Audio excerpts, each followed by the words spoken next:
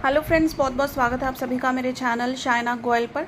So friends, we are going to discuss today in this video is the topic visually impaired children के लिए क्या curriculum की needs हैं, कैसा उसका डिज़ाइन होना चाहिए। ये क्वेश्चन को बेसिकली हमने स्टार्ट किया हुआ है विजुअली इम्पेयर्ड चिल्ड्रन के बारे में, उसकी इंट्रोडक्शन, उसका मीनिंग, फिर उसके कैरेक्टरिस्टिक्स क्या हैं, ठीक है। और इसमें जब आप क्वेश्चन स्टार्ट करेंगे, अगर आपको लॉन्ग क्वेश्चन आते हैं तो आपको पहले वो बेसिक इन्फॉर्मेशन थोड़ी सी देनी होगी, then we will jump directly to this part, ठीक है।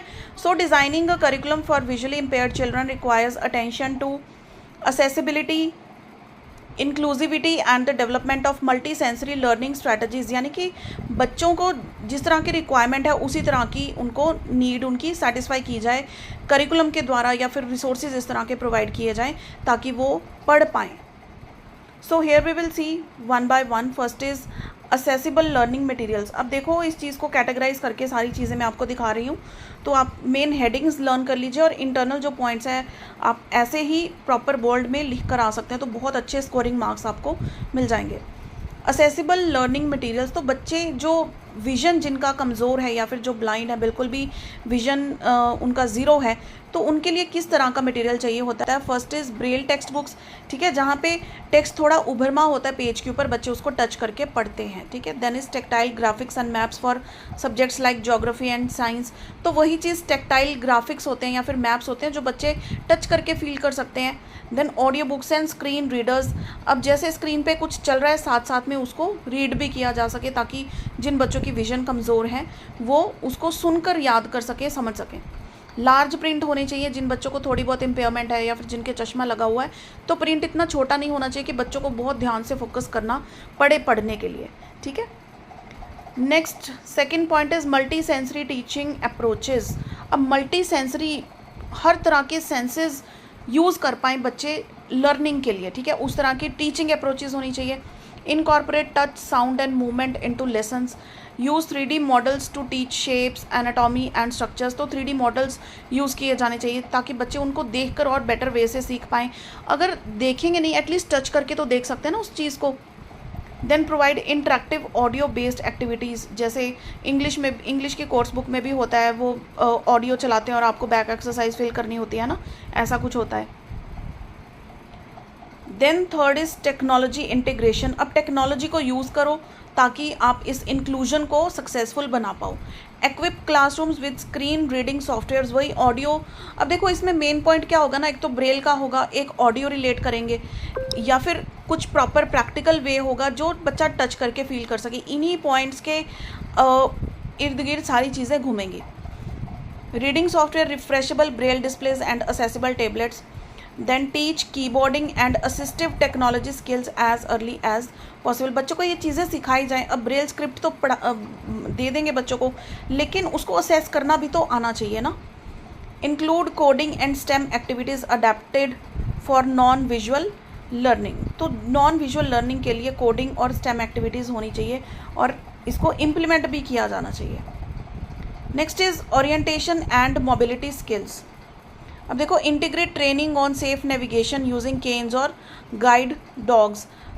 देन टीच स्पेशल अवेयरनेस, अब बच्चों को बताना कि आप हाथ आगे करके देखो, जिनकी विजन टोटली ज़ीरो है, जो ब्लाइंड है, ठीक है, कि आपने चलना कैसे है हाथ को आगे करके, कि आप देखो कि आपके आगे कोई चीज़ तो नहीं आ रही, या फिर जो स्टिक यूज़ करते हैं, काफ़ी सारी ऐसी चीज़ें हो सकती हैं जिनके थ्रू उनको स्पेशल अवेयरनेस क्रिएट करवाई जा सकती है। मैप रीडिंग थ्रू टच, वही टच करके मैप रीड करवाना। And real world travel skills, तो ऐसे तो नहीं है कि जो लोग ब्लाइंड है वो बिल्कुल अंदर डब्बा बंद रहते हैं। बहुत सारे ऐसे लोग हैं जो ब्लाइंड होते हुए भी बहुत कुछ अचीव करते हैं। बस अंदर एक डिटर्मिनेशन होनी चाहिए, एक मोटिवेशन होनी चाहिए। हम कहते हैं ना, वो जो आशा की किरण होती है वो बुझनी नहीं चाहिए, फिर तो बंदा कुछ भी कर सकता है लाइफ में। Then next is life skills and independence. Curriculum should support daily living skills such as cooking, hygiene, money management, social skill development, focusing on non-verbal cues and communication strategies.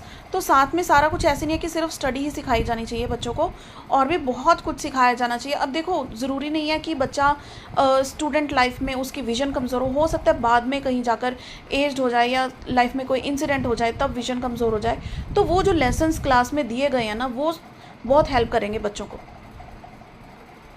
Then next is inclusive arts and physical education, adapt music education using tactile instruments and audio feedback.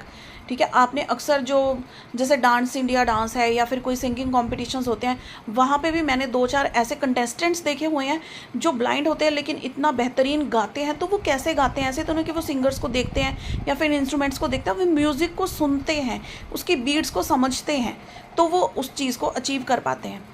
Promote inclusive yoga, dance और adapted songs with guidance and tactile instruments. ठीक है, तो tactile material को ही use किया जा रहा है जिसको बच्चा टच करके देख सकता है। ठीक है, उनको पकड़ के उसकी शेप को समझ सकता है, उसके टेक्सचर को समझ सकता है, and so on. Then teacher training and support. अब देखो, ये चीज़ें हम बोल तो रहे हैं कि ऐसा होना चाहिए, ऐसा होना चाहिए, लेकिन ये करेगा कौन? इस चीज़ को इम्प्लीमेंट कौन करेगा? एक्चुअली प्रैक्टिकल में कौन लेकर आएगा? जो प्रॉपर ट्रेंड टीचर्स होंगे, एडुकेटर्स होंगे ट्रेंड, जो विजुअली इम्पेयर्ड स्टूडेंट्स को फैसिलिटेट करेंगे, उनकी लर्निंग को, उनको टीच करेंगे। ठीक है, तो प्रोवाइड क्लासरूम एड्स और specialist trained in visual impairments. Then is assessment and feedback methods, use oral exams. अब देखो, असेसमेंट फीडबैक होते हैं, रिटन एग्ज़ाम्स होते हैं, लेकिन जो विजुअली इम्पेयर्ड बच्चे हैं वो अपनी असेसमेंट किस तरह से देंगे? अब ओरल एग्ज़ाम्स के थ्रू। ठीक है, टेक्टाइल बेस्ड वो स्टडी करते तो टेक्टाइल बेस्ड ही उनकी असेसमेंट्स होनी चाहिए। Then provide feedback. अब उनको फीडबैक किस तरह से मिलेगा?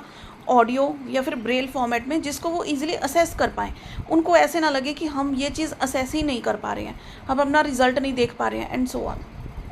Then peer awareness and inclusion. अब देखो, क्लास में वैरायटी और डाइवर्सिटी ऑफ स्टूडेंट्स होते हैं, तो बच्चे एक दूसरे का मजाक ना उड़ाएं बल्कि एक दूसरे की सपोर्ट बने, उनको अपनाएं क्लास में।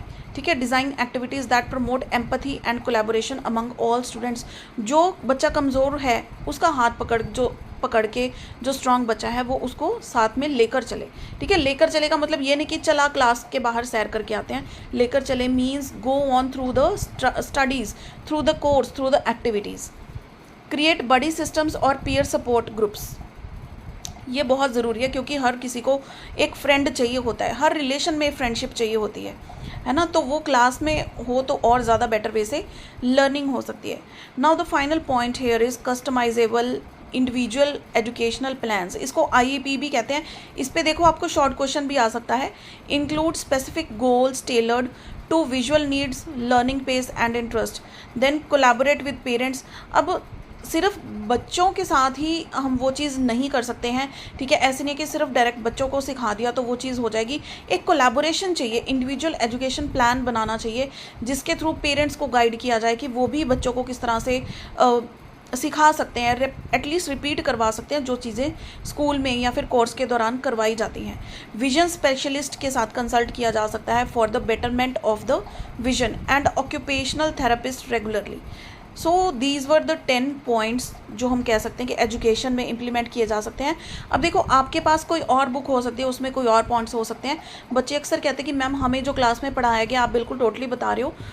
बच्चे, एक टॉपिक के रिलेटेड बहुत सारे पॉइंट्स होते हैं, बहुत सारी डिस्कशन होती है, एंडलेस पॉइंट्स बन सकते हैं।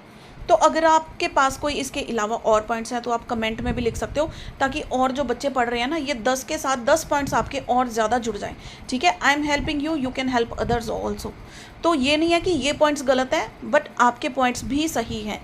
ठीक है, तो आप जो बुक फॉलो कर रहे हो उसमें अलग जो हेडिंग है वो अलग बना दी गई होती है, लेकिन जो बेसिक कॉन्सेप्ट है ना उसको समझो, आप उसके बेसिस पे पॉइंट्स बनाओ। चाहे आप अपनी बुक से पढ़ो, चाहे यहाँ से आप मैं जो पढ़ा रही हूँ वो पढ़ो, एवरीथिंग इज़ करेक्ट। बस आपको कॉन्सेप्ट सही समझ में आना चाहिए, कॉन्सेप्ट आपका सही लिखा होना चाहिए। सो फ्रेंड्स, यहाँ पे हमारी ये वीडियो होती है कंप्लीट, और प्रीवियस वीडियो में इसकी जो इंट्रोडक्शन है, मीनिंग है, कैरेक्टरिस्टिक्स है, वो देखना ना भूलिएगा। हो सके तो आज मैं इसके कॉजेज़ भी डालने की कोशिश करूँगी इफ़ पॉसिबल। सो ये वीडियो हेल्पफुल रहे तो इसे लाइक एंड शेयर ज़रूर कीजिएगा। See you in the next video, till then keep watching.